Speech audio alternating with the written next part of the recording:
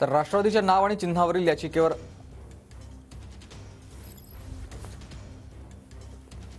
तर आपण बघतोय उपमुख्यमंत्री अजित पवारांची माहिती आपण बघतोय। शिंदे, फडणवीस आणि अजित पवार आणि बावनकुळे आज दिल्लीला जाणार आहेत।